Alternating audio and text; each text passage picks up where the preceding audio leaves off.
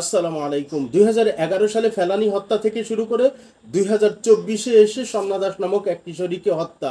মাঝে আমরা দেখেছি বিজিবি সদস্য রইসউদ্দিনকে হত্যা করা হয়েছে। এভাবে নাম উল্লেখ করে যদি বলতে চাই তাহলে আরো অনেক অনেক হত্যার কথা বলা যাবে। এভাবে নির্বিচারে সীমান্তে গুলি করে হত্যা করে পৃথিবীর আর কোনো রাষ্ট্র আছে এমন হয়তো খুঁজে পাওয়া যাবে না।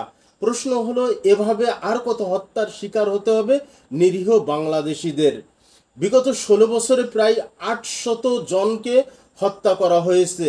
হত্যা করেছে বিএসএফ নির্বিচারে গুলি করে।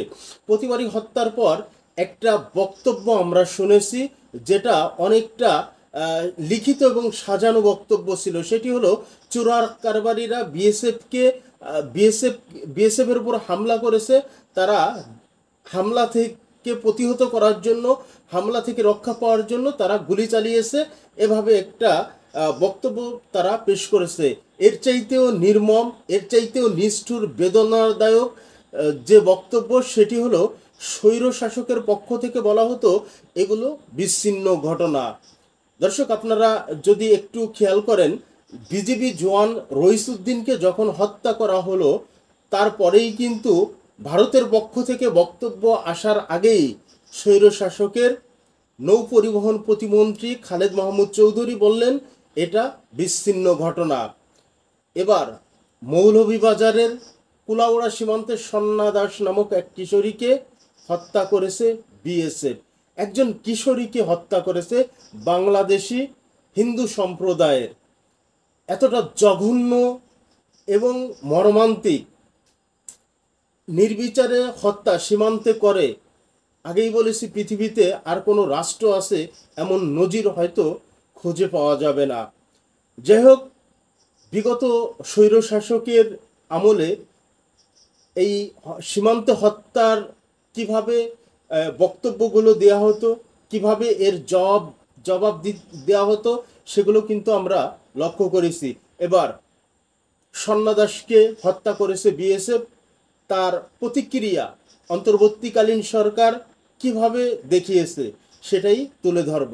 স্বর্ণা দাস হত্যার কঠোর প্রতিবাদ জানিয়ে ভারতকে বাংলাদেশের চিঠি। মৌলভীবাজারের কুলাউড়া সীমান্তে ভারতীয় সীমান্ত রক্ষী বাহিনী বিএসএফের গুলিতে 13 বছরের কিশোরী স্বর্ণা দাস নিহতের ঘটনায় তীব্র প্রতিবাদ জানিয়েছে বাংলাদেশ। নির্মম ওই হত্যাকাণ্ডে উদ্বেগ ও নিন্দা জানিয়ে বাংলাদেশ এ ধরনের জঘন্য কাজের পুনরাবৃত্তি রোধ এবং সব সীমান্ত হত্যার তদন্ত পরিচালনা ও দায়ী ব্যক্তিদের বিচার করতে ভারতের প্রতি আহ্বান জানিয়েছে। নির্মম নিষ্ঠুর আচরণ করেই যাচ্ছে ভারত বাংলাদেশের স্বার্থে, কিন্তু ন্যূনতম প্রতিবাদটুকু বাংলাদেশের পক্ষ থেকে দেখানো হয়নি। ভারত কি করবে না করবে সেটা তাদের ব্যাপার। তাদের নীতি নৈতিকতা যদি থেকে থাকে, তারা এগুলোর তদন্ত করবে। যারা এই ঘৃণ্যতম জঘন্য কাজগুলো করে থাকে তাদের বিচারের আওতায় নিবে তারা, সেটা তাদের একান্ত ব্যক্তিগত ব্যাপার। কিন্তু একটি স্বাধীন সার্বভৌম রাষ্ট্র থেকে ন্যূনতম যে প্রতিবাদটুকু হওয়া উচিত, সেটা আগে হয়তো হয়নি, কিন্তু এবার সেটি হয়েছে। আজ বৃহস্পতিবার সন্ধ্যায় পররাষ্ট্র মন্ত্রণালয় এক বিজ্ঞপ্তিতে জানিয়েছে, ঢাকায় ভারতীয় হাই কমিশনে পাঠানো এক প্রতিবাদপত্রে এসব কথা বলা হয়েছে। প্রসঙ্গত, মৌলভীবাজার কুলাউড়া বিএসএফের গুলিতে স্বর্ণা দাস প্রাণ হারান 1 সেপ্টেম্বর রাতে কুলাউড়া উপজেলার শরীফপুর ইউনিয়নের লালারচক সীমান্তে এলাকায় ঘটনাটি ঘটলেও 2 সেপ্টেম্বর রাতে বিষয়টি জানাজানি হয়। ঢাকায় ভারতীয় হাইকমিশনে পাঠানো প্রতিবাদপত্রে স্বরাষ্ট্র মন্ত্রণালয় বলেছে, সীমান্ত হত্যার এ ধরনের ঘটনা অনাকাঙ্ক্ষিত ও অযৌক্তিক।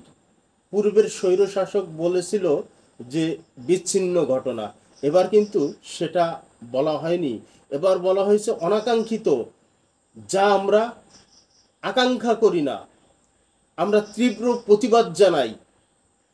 এবং বলা হয়েছে যে এটি অযৌক্তিক, এর কোনো যৌক্তিকতা নেই, এটি নিঃসন্দেহে ঘৃণ্যতম পৈশাচিক আচরণ। এ ধরনের পদক্ষেপ দুই দেশের সীমান্ত কর্তৃপক্ষের জন্য ভারত বাংলাদেশ যৌথ নির্দেশিকা 1975 সালের বিধানের লঙ্ঘন, তা বাংলাদেশ ভারতকে মনে করিয়ে দিয়েছে বলে পররাষ্ট্র মন্ত্রণালয়ের বিজ্ঞপ্তিতে জানানো হয়েছে।